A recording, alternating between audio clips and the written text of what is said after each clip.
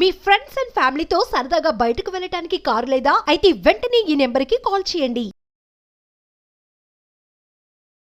నమస్తే, welcome to market ముచ్చట్లు. నేను మీ విష్ణు. ప్రస్తుతం నాతో పాటు NISM and CRISIL certified wealth manager Revanth Chalamala ఉన్నారు. వారితో మాట్లాడదాం. నమస్తే రేవంత్. నమస్తే అండి. రేవంత్, 2024 చివరికి వచ్చేసాము. అవును. అండ్ 2025 నూతన సంవత్సరంలో కూడా అడుగు పెట్టబోతున్నాం. అవును. మరి ఈ 2024వ సంవత్సరంలో మార్కెట్ని బాగా టెన్షన్ పెట్టిన న్యూస్లు ఏమున్నాయి, అటువంటి సందర్భాలు ఏమున్నాయి, ఏ సందర్భాలలో మార్కెట్ అనేది ఆల్ టైమ్ హైకి రీచ్ అవ్వడం జరిగింది, ఏ సందర్భాలలో మార్కెట్ బాగా లోకి వెళ్ళడం జరిగింది, అంటే ఓవరాల్గా చెప్పాలి అంటే 2024లో ఏ సందర్భాలలో మార్కెట్ టాప్లోకి వెళ్ళింది, ఏ సందర్భాల్లో మార్కెట్ బాటంలోకి వెళ్ళింది? అసలు ఒక రకంగా చెప్పాలి అంటే టెక్నికల్లీ మనకి ఇయర్ కంప్లీట్ అయిపోయినట్టే అయిపోయింది. సో ఎక్స్పైరీ పరంగా ఫ్యూచర్స్ మనకి చూసుకుంటే కనుక మనకు సహజంగా నిన్న ఎక్స్పైరీ అయిపోయింది, డిసెంబర్ మనకు లేదు, ఇక నెక్స్ట్ రాబోతుంది జనవరి ఎక్స్పైరీ. సో మార్కెట్ భాషలో చెప్పాలి అని అంటే మా క్యాలెండర్ ఇయర్ ఒకటి పక్కకు పెడితే ఈ ఇయర్ అయితే కంప్లీట్ అయిపోయినట్టు టెక్నికల్లీ. సో ఈ సంవత్సరం మనకి మార్కెట్స్ అనేవి అబ్సల్యూట్ గా పెద్ద ఎత్తున రిటర్న్స్ అయితే ఏం డెలివర్ చేయలేదు. మనం యాక్చువల్గా ఎక్స్పెక్ట్ చేసే 12-13% రిటర్న్ ఉంటుంది కదా లార్జ్ క్యాప్. ఆ రిటర్న్ కూడా మనకి స్టేబుల్ గా అయితే ఇండెక్స్ అయితే డెలివర్ చేయలేదు. నిఫ్టీ 50 కానీ సెన్సెక్స్ కానీ అటు బ్యాంక్ నిఫ్టీ కానీ ఇవేవి కూడా ఈ పర్టికులర్గా లార్జ్ క్యాప్ గ్రూప్ అంతా కూడా స్ట్రాంగ్ అండర్ పర్ఫార్మర్గా మిగిలిపోయింది. సో ఇన్ఫ్యాక్ట్ మనకి డిసెంబర్ టైం నుంచే మన తెలంగాణ ఎలక్షన్స్ జరిగినప్పటి నుంచే ఎలక్షన్ రిలేటెడ్గా పాజిటివ్ ర్యాలీ అనేది మొదలైంది. అక్కడి నుంచి దేర్ ఇస్ నో కన్ఫ్యూజన్. ఒకవైపుగా అగైన్ బీజేపీ గవర్నమెంట్ ఫామ్ చేస్తుందన్న నమ్మకం, దాంతో పాటుగా మనకి కార్పొరేట్ నెంబర్స్ అన్ని కూడా స్టేబుల్ గా రావటం. సో మార్కెట్ అనేది కన్సిస్టెంట్ గా హయ్యర్ సైడ్ క్లైంబ్ అవుతూనే ఉంది. సో ఎటువంటి సమస్యలు లేవు. సహజంగా మనకి ఫిబ్రవరిలో వస్తున్నటువంటి బడ్జెట్ సమావేశాలని దృష్టిలో పెట్టుకొని మార్కెట్స్ కొన్ని రియాక్షన్స్ ఇచ్చుండేది ఒకవేళ ఏమైనా ఉంటే.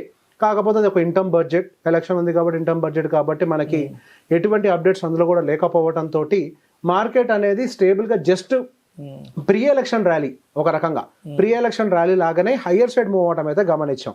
సో ఆల్మోస్ట్ మనకి ఏప్రిల్ వరకు కూడా మార్కెట్లో కొంతవరకు మనకి స్లో మూమెంటం అయితే కనిపించింది, పెద్ద ఎత్తున స్పీడ్గా మూవ్ అయితే కనిపించలేదు. ఇన్ఫ్యాక్ట్ అసలు మనకు మార్కెట్ ఓపెన్ అయింది 21,500 అరౌండ్ ఆ పాయింట్స్లో మనకు ఓపెన్ అయింది. ఆల్మోస్ట్ మనకి ఏప్రిల్ వరకు కూడా 22,500 వరకే ఉంది. సో పెద్ద ఎత్తున మూవ్స్ అయితే ఏమీ రాలే, గట్టిగా ఒక 1000 పాయింట్లు మాత్రమే పైకి వెళ్ళడం జరిగింది. సో ఎప్పుడైతే మనకి ఎలక్షన్స్ అనేవి స్టార్ట్ అయ్యాయో సో మనకి ఎక్స్పెక్టేషన్స్ అనేవి ఫేవరబుల్ గా ఉంటాయి, గవర్నమెంట్ అనేది స్టేబుల్ గా ఫామ్ అవుతుంది అనే ఎక్స్పెక్టేషన్ ఎప్పుడైతే ఫామ్ అయిందో మార్కెట్ మనకి హయ్యర్ సైడ్ కంటిన్యూస్ గా మూవ్ అవడం అయితే గమనించాం. ఎప్పటి వరకు? దాదాపుగా జూన్ 3వ తారీఖు వరకు. సో జూన్ 3వ తారీఖు ఒక రకమైన పీక్ ఫామ్ అయింది. ఆ తర్వాత మనకి జూన్ 4వ తారీఖున మనకి ఎలక్షన్ రిజల్ట్స్ వస్తున్న డే ఆల్మోస్ట్ మనకి 9.8-9.5% వరకు కూడా ఇంట్రాడే వాలటిలిటీ క్రియేట్ అయింది. ఎస్, మనకి వెంటనే రీబౌన్స్ అవ్వడం జరిగింది. అక్కడి నుంచి మార్కెట్ మళ్ళీ స్టెబిలైజ్ అయ్యే ప్రయత్నం కూడా చేసింది. సో బేసిక్గా మనకి జూన్ 3 కంటే ముందు ఒక స్టోరీ ఉన్నట్లయితే జూన్ 4 నుంచి మరో స్టోరీ ప్రారంభమైంది. జూన్ 3 వరకు ఏముంది? Election related. సో సహజంగా ఏదైనా కంట్రీలో ఒక మేజర్ ఈవెంట్ ఉంది అని అంటే మనకి మార్కెట్స్ మొత్తాన్ని అదే డ్రైవ్ చేస్తూ ఉంటుంది, అంటే సెంటిమెంట్ బేస్డ్ ఒక రకంగా చెప్పాలంటే. ఎస్, దాంతోపాటుగా జీడిపి నెంబర్స్ బాగా వస్తాయి, మనకి ఈ ఫైనాన్షియల్ ఇయర్లో కూడా అద్భుతమైన జీడిపి నెంబర్స్ ఉంటాయి అని ఇట్లాంటి రకరకాల ఫోర్కాస్ట్లు కూడా రావటం. అదే టైంలో ఆర్బీఐ నుంచి కూడా కొంతవరకు ఏదో డబ్బులు బాగా లాభాలు వచ్చాయని చెప్పి సెంట్రల్ గవర్నమెంట్కి అప్పచెప్పటం. There is huge positive sentiment around the markets. Indian economy చాలా స్టేబుల్గా ఉంది అని ఒక దాంతో ఒక్కసారి ఎలక్షన్స్ కంప్లీట్ అయిపోయిన తర్వాత మనకి పోస్ట్ ఎలక్షన్ ర్యాలీ కూడా ట్రిగర్ అయింది. సో ఇక్కడ ఏం జరిగింది అని అంటే లైక్ మార్కెట్ బుల్ మార్కెట్లో ఒక సేయింగ్ ఉంటుంది, market will claim the wall of worries. So tensions ని దాటుకుంటూ పైకి వెళ్ళడానికి ప్రయత్నం చేస్తూ ఉంటుంది బుల్ అనేది ఒక సేయింగ్ ఉంటుంది మార్కెట్లో. సో ఒక రకంగా అది ప్రూవ్ అయింది.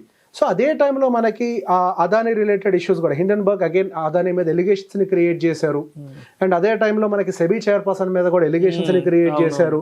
సో ఇట్లాంటివన్నీ కూడా ఇన్ బిట్వీన్ మనకి జూన్ తర్వాత వచ్చినప్పటికీ ఆ టెన్షన్స్ అన్నింటినీ దాటుకుంటూ మార్కెట్ పైకి వెళ్తూనే ఉంది.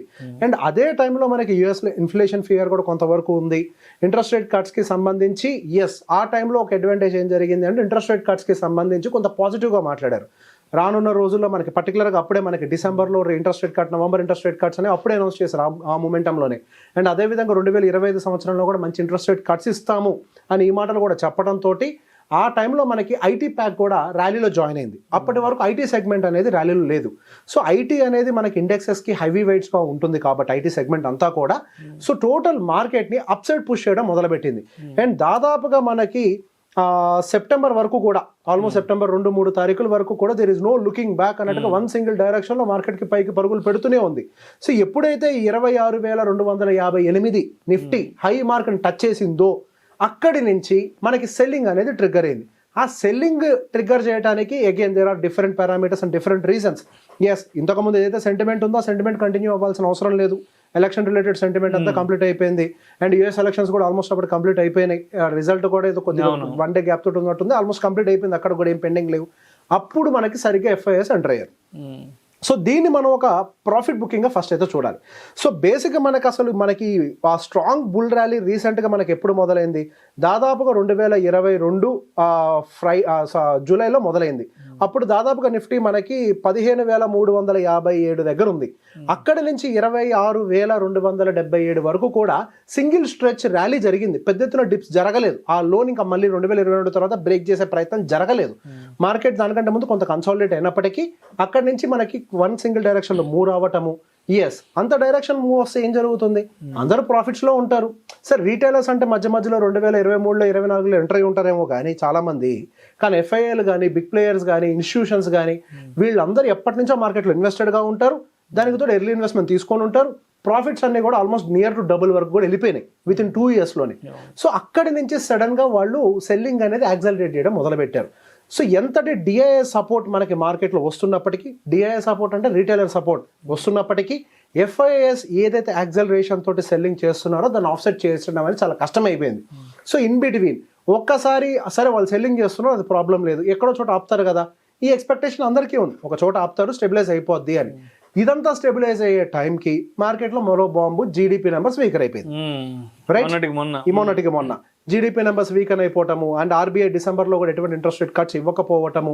సో బేసిక్ ఇటువంటి న్యూసెస్ అన్ని మళ్ళీ మార్కెట్లోకి రావటంతో మళ్ళీ మనకి మార్కెట్ కన్సాలిడేషన్ మోడ్లో, సో బేసిక్ ఎక్కడికి ఎటువంటి మూవ్ ఇవ్వలేని సిచ్యువేషన్లోకి ఎంటర్ అయిపోయింది. సో ఈ సంవత్సరం మనం గమనిస్తే గట్టిగా నిఫ్టీ మనకి 9.8%, అదే సెన్సెక్స్ కూడా ఇంచుమించుగా అంతే 9.8% నియర్ బై ఏదో ఇచ్చింది 9.5. అండ్ బ్యాంక్ నిఫ్టీ అయితే వన్ ఆఫ్ ద వర్స్ట్ పర్ఫార్మర్గా ఉంటూ చాలా తక్కువ రిటర్న్స్ డెలివరీ చేసింది. హార్డ్లీ 6.5% అనుకుంటా బ్యాంక్ నిఫ్టీ డెలివరీ చేసింది, one of the weakest returns. So బేసిక్గా మనకి రకరకాల న్యూస్లు దాటుకుంటూ పైకి వెళ్ళినప్పటికీ సో మనకి సెప్టెంబర్ వరకు కూడా నిఫ్టీ దాదాపుగా 17-18% రిటర్న్స్ ఇచ్చేసింది. సూపర్, అసలు లార్జ్ క్యాప్ ఎంత ఇచ్చింది అనే ఆనందాలతో అందరూ ఉన్న టైంలో ఆ లాస్ట్ క్వార్టర్ గట్టి డిజాస్టర్ని అయితే చేసింది. ఏవైతే గెయిన్స్ అన్నీ ఉన్నాయో సో ఆ గెయిన్స్ అన్నిటిని కూడా వైప్ డౌన్ చేసుకుంటూ కిందకు వచ్చేసింది, కంప్లీట్గా వైప్అవుట్ చేసేసింది. ఇప్పుడు ఏదైతే 9% రిటర్న్ అనేది మనం చూస్తున్నామో అది అబ్సల్యూట్ రిటర్న్ అయితే కాదు, మంచి రిటర్న్ అయితే కాదు అది. సో సింపుల్, మనకి ఇన్ఫ్లేషన్, రియల్ ఇన్ఫ్లేషన్ ఎంత ఉంది? 8.5. వెజిటేబుల్స్ అయితే 20+ అయితే ఉంటుందని చెప్తున్నారు. సో బేసిక్ మన రియల్ ఇన్ఫ్లేషన్ 8.5 ఏంటి? మన ఫుడ్ గ్రాసరీస్ ఇవే 8.5 యావరేజ్గా ఉంది. సో మన యావరేజ్గా 10 తీసుకోవచ్చు, ఎందుకంటే వాళ్ళు గ్యాదర్ చేసేటప్పుడు పల్లెటూర్లు అన్ని కలిపి తీస్తారు. ఎక్కువ మనలాంటి వాళ్ళందరూ మెట్రోపాలిటన్ సిటీలో ఉంటాం, అంటే మనకి 10% 11% ఉంటుంది యావరేజ్గా. అది మనకి ఎంత రిటర్న్ వచ్చింది అయ్యా ఇక్కడ అంటే 9.5 వచ్చింది. సో మనమే ఇంకా ఇన్ఫ్లేషన్ కంటే ఒక 1.5% లోవర్లో ఉన్నాం. సో మార్కెట్ పరుగులు పెట్టేటప్పుడు మనం దాని వెనకాల పరిగెట్టకూడదు, మార్కెట్ని అర్థం చేసుకోవాలి, మార్కెట్ ఎకనామిక్ సిచ్యువేషన్ ఏంటో తెలుసుకుంటూ ఉండాలి. ఇన్ బిట్వీన్ మన మార్కెట్ని ఇంపాక్ట్ చేసే అంశాలు చాలా ఉంటాయి. For example geo political tensions, Israel war, and దాంతోపాటుగా మధ్యలో కూడా రష్యాకి సంబంధించిన వార్ ఒకటి మళ్ళీ రీఎస్కలేట్ అవ్వటం, అది ట్రిగ్గర్ చేసింది. దాంతోపాటుగా యూఎస్లో ఉన్నటువంటి ఇన్ఫ్లేషన్ ట్రిగ్గర్ చేసింది, వడ్డీ రేట్ల కట్ అనేది ఇంపాక్ట్ చేసింది, జీడిపి నెంబర్స్ ఇంపాక్ట్ చేసాయి, అండ్ మనకి స్లోయింగ్ ఆఫ్ కన్జంప్షన్ థీమ్ అనేది ఇంపాక్ట్ చేసింది. సో బేసిక్గా మార్కెట్ అనేది ఎకానమీని బేస్ చేసుకొని రన్ అవుతుంది, కానీ మీకు నాకు ఉన్నటువంటి సెంటిమెంట్ని బేస్ చేసుకొని మార్కెట్స్ అనేవి రన్ అవ్వవు. సో మార్కెట్స్ అనేవి ఎప్పుడైనా కానీ ఒకసారి ఒక బుల్ రన్ వచ్చిన తర్వాత ప్రాఫిట్ బుకింగ్ ట్రిగ్గర్ అవుతాయి. మేబీ ఈ సంవత్సరంలో లాస్ట్ క్వార్టర్లో ప్రాఫిట్ బుకింగ్ ట్రిగ్గర్ అయింది. సో ఓవరాల్గా మరి 2024 మార్కెట్ పరంగా సంతృప్తిని ఇచ్చిందంటారు లేదా అసంతృప్తిగా ముగిసిపోతుంది అంటారు ఈ సంవత్సరం? ఈ సంవత్సరం small and mid cap segments అయితే కంపారిటివ్లీ బెటర్ రిటర్న్స్ డెలివరీ చేశాయి. So small and mid caps almost మనకు 20+ రిటర్న్స్ అయితే డెలివరీ చేశాయి. మిడ్ క్యాప్ అయితే 23, అండ్ అదేవిధంగా స్మాల్ క్యాప్ అయితే ఇండెక్స్ పరంగా మనకు దాదాపుగా ఒక 25% వరకు కూడా యాజ్ పర్ ఇండెక్స్ రిటర్న్స్ అయితే డెలివరీ చేశాయి. సో మార్కెట్ మొత్తం అసలు రిటర్న్స్ రాలేదు అంటానికి లేదు. ఈ సంవత్సరం అంతా కూడా మార్కెట్లో కింగ్ గా నిలబడ్డది మాత్రం కొంతవరకు మనకి ఈ small cap and mid cap segments.